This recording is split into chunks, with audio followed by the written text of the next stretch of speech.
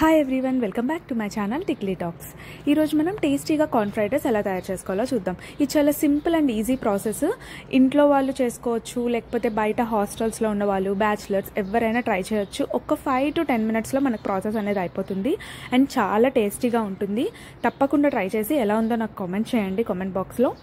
మనకి ఎప్పుడైనా స్పైసీగా తినాలనిపించినప్పుడు ఇలా ఫ్రైడ్ రైస్ చేసుకోండి, చాలా టేస్టీగా ఉంటుంది.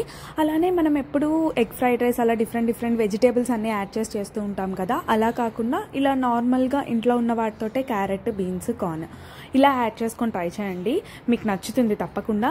ఇది వెజిటేరియన్స్ కూడా ట్రై చేయొచ్చు, ఓన్లీ వెజిటేబుల్స్ ఉన్నాయి కాబట్టి. అండ్ అలానే మనం కిడ్స్కి కూడా పెట్టొచ్చు.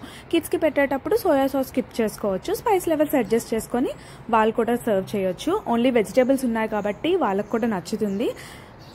మార్నింగ్ టైంలో హరీబరీగా ఉంటాం కదా, లంచ్ బాక్స్ ప్యాక్ చేయాలి అనేసి, అలాంటి టైంలో ఇలా ఇన్స్టెంట్గా ప్రిపేర్ చేసుకుంటే మనకు కూడా ఎక్కువ టైం పట్టదు, ఈజీగా అయిపోయే ప్రాసెస్ ఇది.